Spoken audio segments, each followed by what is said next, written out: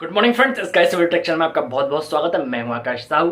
Friends, मेरे साथ है मेराज सिद्दीकी और आज का हमारा टॉपिक है दोस्तों साइट सिलेक्शन को लेके। कंस्ट्रक्शन की जो साइट होती है उसका सिलेक्शन हम किस तरह से कर सकते हैं उसको लेके आज का हमारा टॉपिक है।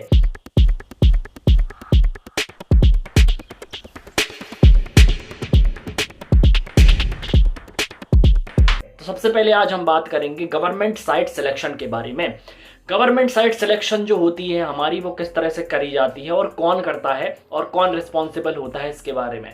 दोस्तों, हमारी जो गवर्नमेंट साइट सिलेक्शन जो होती है वो सबसे मोस्ट इंपॉर्टेंट रोल उसमें अदा करते हैं हमारे सिविल इंजीनियर जो होते हैं, हमारे सब इंजीनियर जो होते हैं, हमारे नगर पालिका या नगर निगम या पीडब्ल्यूडी जो इंजीनियर होते हैं उसमें हमारे जो सब इंजीनियर जो होते हैं वो सबसे ज़्यादा मोस्ट इम्पॉर्टेंट रोल प्ले करते हैं। दोस्तों, अगर हम बात करें पीडब्ल्यूडी डिपार्टमेंट की और नगर निगम डिपार्टमेंट की, अगर हम बात करें दोनों ही डिपार्टमेंट की अगर हम बात करें तो वहाँ पर जो हम गवर्नमेंट के प्रोजेक्ट जो बनाते हैं वो जनता के लिए बनाते हैं। जो भी हमारी सोसाइटी होती है, जनता होती है, उस चीज़ का लाभ ले सके उसके लिए हम कोई भी गवर्नमेंट का जो प्रोजेक्ट होता है वो हम बनाते हैं। ठीक है, रोड का कंस्ट्रक्शन करना हो या स्कूल का कंस्ट्रक्शन करना हो, ठीक है, या किसी भी गवर्नमेंट एंटिटी का कंस्ट्रक्शन करना हो, या हॉस्टल का करना हो, स्कूल का करना हो, या किसी भी चीज़ का कंस्ट्रक्शन करना हो, उसका जो लाभ होगा वो जनता ही लेगी। ठीक है, पर इसमें अथॉरिटी जो होती है ये डिपार्टमेंट की होती है, नगर निगम डिपार्टमेंट और पीडब्ल्यूडी डिपार्टमेंट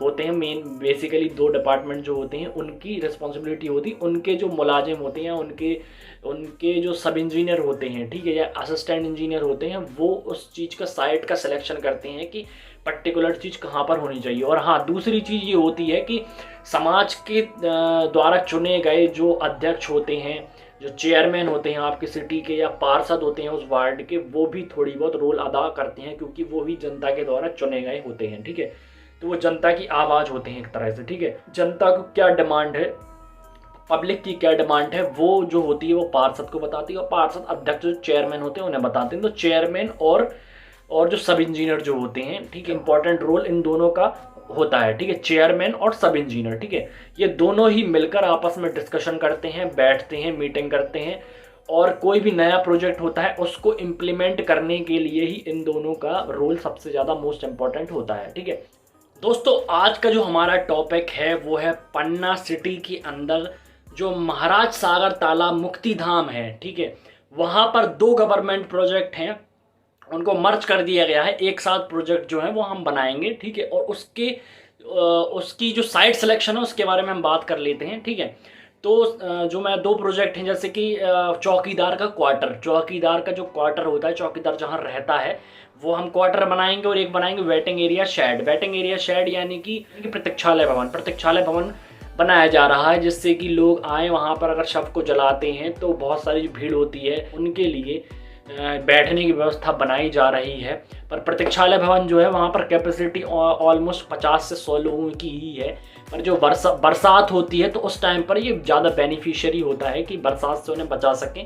तो ये दो प्रोजेक्ट जो है वो बनाए जा रहे हैं नगर निगम की तरफ से, जो कि हम बना रहे हैं। तो इसकी जो साइट सिलेक्शन जो होती है उसकी क्या प्रोसेस होती है, कौन कौन इस चीज़ में इन्वॉल्व होता है, कौन कौन गवर्नमेंट की अथॉरिटी जो होती है, नगर निगम या पीडब्ल्यूडी, जैसे ये प्रोजेक्ट जो है गवर्नमेंट नगर निगम का है, तो वहाँ से कौन कौन आते हैं और किसके थ्रू साइट सिलेक्शन की प्रोसेस करी जाती है, तो वो हम समझेंगे। ठीक है दोस्तों, तो चलिए दोस्तों हम वीडियो स्टार्ट करते हैं। दोस्तों, जैसे कि आप देख रहे होंगे अभी हम अपनी कंस्ट्रक्शन साइट पर आ गए हैं। ये है हमारी मुक्ति धाम का मेन गेट, महाराज सागर तालाब मुक्ति धाम जो पन्ना में स्थित है उसका मेन गेट है। और ये जो देख रहे हैं आप, ये स्ट्रक्चर है जहाँ पर शवों को जलाया जाता है, मुर्दों को जलाया जाता है। और अभी हम यहाँ पर औचक निरीक्षण कर रहे हैं, सर्वे कर रहे हैं कि हम जो हमारा चौकीदार का क्वार्टर है और वेटिंग एरिया शेड है ये किस दिशा में, किस डायरेक्शन पर हम बनाएंगे। सबसे पहले तो हम ये अभी इसका निरीक्षण कर रहे हैं। जनरली जैसे कि मैंने आपको बताया है कि जब भी सर्वे होता है तो हमारा सर्वे की रिस्पॉन्सिबिलिटी होती है सब इंजीनियर की। ठीक है, तो नगर पालिका की तरफ से सब इंजीनियर हमारे साइट पर आते हैं और वो डिसाइड करते हैं कि कहाँ पर कंस्ट्रक्शन करना है हमको। जैसा कि वीडियो में आप देख रहे होंगे, ये अंकल जी आपको देख रहे हैं, ये एक टाइम कीपर हैं। ठीक है, इनको भेजा गया है सब इंजीनियर सर के द्वारा क्योंकि सब इंजीनियर कभी कभी क्या होता है बिज़ी होते हैं, बहुत सारी साइडें चल रही होती हैं तो वो बिज़ी होते हैं, इसलिए वो टाइम कीपर को भेज देते हैं। पर मेन रिस्पॉन्सिबिलिटी जो होती है वो मेन रिस्पॉन्सिबिलिटी होती है सब इंजीनियर की, कि साइट का जो सर्वे होता है, साइट कंस्ट्रक्शन कहाँ होनी है, तो वो खुद आते हैं, खुद बताते हैं। ठीक है, तो मेनली जो होता है वो सब इंजीनियर ही डिसाइड करते हैं साइट लोकेशन कहाँ होनी है, और साथ ही साथ जो वहाँ के चेयरमैन होते हैं, अध्यक्ष होते हैं, वो दोनों मिलकर डिसाइड करते हैं कि हमको कोई भी नया स्ट्रक्चर होता है वो कहाँ पर और किस लोकेशन पर हमको बनाना है और कहाँ पर ज़्यादा सूटेबल रहेगा। क्योंकि क्या होता है, कभी कभी जो होती है वो सिविल इंजीनियर जो होता है, जूनियर इंजीनियर होता है या सब इंजीनियर होते हैं, वो कभी कभी साइट का सिलेक्शन गलत कर लेते हैं। जैसे कि आप ये स्ट्रक्चर देख रहे हैं, जहाँ ये पोल दिख रहा है आपको, इलेक्ट्रिसिटी का सोलर पैनल जहाँ लगा हुआ है, उस जगह पर इस स्ट्रक्चर को आना चाहिए था।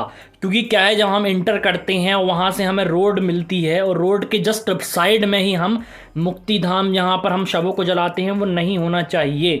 ठीक है, तो ये स्ट्रक्चर जब गलत हो गया तो फिर हमें मजबूरन इस स्ट्रक्चर के अकॉर्डिंग ही हमें जो हमारा चौकीदार का क्वार्टर, वेटिंग एरिया, शेड हमें बनाना पड़ेगा मजबूरन। तो ये गलत स्ट्रक्चर की वजह से हमें पूरे स्ट्रक्चर को ही, पूरे साइट लोकेशन को ही चेंज करना होता है। दोस्तों मैं आपको बता दूं, चौकीदार का क्वार्टर जो ये जो गेट दिख रहा है आपको, इसके जस्ट बाजू में ये जो एरिया है जहां पर पोल लगा हुआ है, उस एरिए में ही एग्जैक्ट जो आप सामने देख रहे हैं, उस एरिए पे ही चौकीदार का क्वार्टर एग्जैक्ट आना चाहिए। पर एक्चुअली क्या है कि हमारा जो ये स्ट्रक्चर बना हुआ है बाजू में, ये हमारा जो मुक्तिधाम बना हुआ है, इसकी वजह से हम यहाँ पर चौकीदार का क्वार्टर जो है वो नहीं बना सकते। इसलिए नहीं बना सकते क्योंकि यहाँ पर स्पेस कम मिल रहा है, और इस स्ट्रक्चर की वजह से जब ये शवों को जलाया जाता है तो उसकी जो आग आती है और उसकी जो बहुत ज़्यादा आँच आती है अग्नि की, उस वजह से घर को झुलसने का डर रहता है, उसमें मतलब कालापन आने का डर रहता है। अब हम चौकीदार का क्वार्टर यहाँ नहीं बना सकते, अब हमें मजबूरन दूसरी साइट लोकेशन चुननी पड़ेगी। हमें इस साइट पर जो हमें दूसरी जगह है, हमें जो चौकीदार का क्वार्टर है वो शिफ्ट करना होगा। अभी मैं जहाँ पर चल के जा रहा हूँ, अभी हम लोगों ने डिसाइड किया है कि इस एग्जैक्ट लोकेशन पर ही हम चौकीदार का क्वार्टर बनाएंगे। जो ये आपको पीपल का पेड़ दिख रहा है, जो अभी अभी छोटा सा पेड़ दिख रहा है, यहीं पर हम एग्जैक्ट इसी लोकेशन पर हम चौकीदार का क्वार्टर बनाएंगे। क्योंकि जो जस्ट सामने गेट से जब हम एंटर करते हैं तो वहाँ से हमारा चौकीदार का क्वार्टर दिखाई देगा, तो इसलिए हम वहाँ पर बनाएंगे चौकीदार का क्वार्टर। दोस्तों जैसे कि आपको दिखाई दे रहा होगा, हमारा ये चौकीदार का क्वार्टर है, बहुत ही शानदार और ज़बरदस्त चौकीदार क्वार्टर है। जहाँ पर पीपल का पेड़ था आप देख रहे होंगे, जस्ट उसी लोकेशन पर ये हमारा चौकीदार का क्वार्टर बनकर तैयार हो गया है और बहुत ही शानदार लुक लग रहा है इसका। दोस्तों देख सकते हैं आप, ये बनने के बाद कुछ इस तरह से दिखाई दे रहा है। दोस्तों अब हम बात कर लेते हैं वेटिंग एरिया शेड यानी कि प्रतीक्षालय भवन की। प्रतीक्षालय भवन हम कहाँ पर बनाएंगे? प्रतीक्षालय भवन जो ये स्ट्रक्चर दिख रहा है आपको सामने, शव को जलाने वाला, इसके जस्ट सामने ही हम वेटिंग एरिया शेड प्रतीक्षालय भवन को बनाएंगे। दोस्तों जैसे कि आप देख रहे हैं, ये सामने जो स्ट्रक्चर दिखाई दे रहा है यही हमारा वेटिंग एरिया शेड है, प्रतीक्षालय भवन है, जो कि बन गया है, कंप्लीट हो गया है। बनने के बाद आप देख सकते हैं कितना खूबसूरत लग रहा है हमारा प्रतीक्षालय भवन। अभी मैं आपको पास से चलकर दिखाता हूं कि हमारा प्रतीक्षालय भवन जो है, वेटिंग एरिया शेड है, वो किस तरह से दिखाई देता है और उसका किस तरह से सिटिंग पोस्चर किस तरह से है। ये देखिए, आप ऊपर देखिए, ये नीचे देखिए, स्टेयर देखिए, इसके स्टेप्स देखिए कितने शानदार स्टेप्स हैं, और ये आप देखिए यहाँ पर जो सिट आउट एरिया कितना शानदार दिखाई दे रहा है। दोस्तों ये है वेटिंग एरिया शेड प्रतीक्षालय भवन, और सामने वो बना हुआ है मुक्तिधाम, जहाँ शवों को जलाया जाता है और यहाँ पर लोग आकर बैठते हैं, प्रतीक्षा करते हैं। तो देखा दोस्तों आपने, जो साइट सिलेक्शन होता है हमारा किसी भी स्ट्रक्चर को बनाने का, वो बहुत मोस्ट इंपॉर्टेंट रोल प्ले करता है। क्योंकि क्या होता है, बहुत बार क्या होता है, हमारा जो स्ट्रक्चर हम बनाने जाते हैं, तो जब हम एग्जैक्ट साइट पर जाते हैं तो वहाँ पर जो पहले से बनाया हुआ स्ट्रक्चर जो होता है वही गलत होता है। तो उस स्ट्रक्चर की वजह से हमें मजबूरन हमारे जो स्ट्रक्चर जो अभी बनने वाला है उसको हमें चेंज करना पड़ सकता है और हमें शिफ्ट करना पड़ सकता है। तो हमें सबसे पहले क्या होता है, जब भी हम किसी भी स्ट्रक्चर को बनाते हैं, जब हम बड़ा प्रोजेक्ट स्टार्ट करते हैं, चाहे वो प्राइवेट हो या गवर्नमेंट स्ट्रक्चर हो, हमें वहाँ पर सबसे पहले उसका सर्वे कर लेना होता है। ये सबसे पहले अगर आप उसका मैप बना लेते हैं, उसका सर्वे कर लेते हैं, और उसका प्री लोकेशन कर लेते हैं, लोकेट कर लेते हैं कि आप किस जगह किस चीज़ को प्लेस करेंगे, और फ्यूचर में कौन कौन से जो प्रोजेक्ट आते हैं उनको हम उस जो लोकेशन है एग्जैक्ट उस जगह पर हम वहाँ पर प्लेस कर सकते हैं। तो आपका फ्यूचर में जब भी आप प्रोजेक्ट को स्टार्ट करेंगे, जब भी आप कंस्ट्रक्शन करेंगे, तो वहाँ पे आपको कोई भी प्रॉब्लम नहीं आएगी। तो इसलिए सबसे पहले वहाँ का मैप बनाना बहुत ज़रूरी होता है, उस जगह का नक्शा बनाना, सर्वे करना जो होता है वो बहुत ज़्यादा मोस्ट इम्पॉर्टेंट रोल प्ले करता है। जैसे कि दोस्तों आपने देखा कि उसमें जो शवों को जलाने वाला जो स्ट्रक्चर है, जो मुक्तिधाम है, वह गेट के ही जस्ट बाजू में बना हुआ है, गेट से ही जस्ट लगभग 10, 12, 15 फीट दूरी पर बना हुआ है और रोड से ही जस्ट लगा हुआ है। तो जो वो आप स्ट्रक्चर देखा आपने, वो बहुत गलत है, क्योंकि जब हम एंटर करते हैं तो एंटर करते हुए ही हमारा स्ट्रक्चर नहीं होना चाहिए। जब हम शवों को जलाते हैं, वो स्ट्रक्चर जहाँ वो पोल वाले एरिया था उस एरिया में ही आना चाहिए था, और जहाँ हम एंटर करते हैं और जहाँ पर वो सोलर पैनल लगा हुआ था उस एरिया पर हमारा चौकीदार क्वार्टर आना चाहिए, ठीक है। पर लेकिन क्या है, उसकी प्री मैपिंग नहीं करी गई, उसका पहले से औचक निरीक्षण सर्वे जो होता है और नहीं किया गया, मैपिंग नहीं करी गई उस पूरे लैंड एरिया की। तो उस वजह से बस कहीं भी कोई भी स्ट्रक्चर खड़ा कर दिया गया, तो वहाँ पर फ्यूचर में या जो पब्लिक होती है उनको बहुत ज़्यादा प्रॉब्लम होती है, ठीक है। और लैंड एरिया भी ख़राब होता है, वेस्टेज जाता है, और स्ट्रक्चर जब बन जाता है गवर्नमेंट का उसमें पैसा लग जाता है 10 लाख, 20 लाख, 50 लाख, 1 करोड़ रुपए, और तो उसके बाद उस स्ट्रक्चर को भी डिमोलिश नहीं कर सकते, क्योंकि उसमें भी गवर्नमेंट का पैसा, आम जनता का पैसा लगा हुआ होता है। तो यहाँ पर जो स्ट्रक्चर था शवों को जलाने वाला जो पहले से मौजूद था, इसमें मैं बताऊं यहाँ पर सब इंजीनियर और जो वहाँ के पार्षद उस वार्ड के और वहाँ के अध्यक्ष चेयरमैन, उनकी गलती थी कि उन्होंने वो गलत लोकेशन चूज़ करी उस शवों को जलाने वाला। उस वजह से हमें पूरा जो चौकीदार का क्वार्टर है और जो वेटिंग एरिया शेड है पूरा चेंज करना पड़ा। तो इसी तरह से बहुत सारी साइडें होती हैं, बहुत सारी लोकेशनें होती हैं, बहुत सारे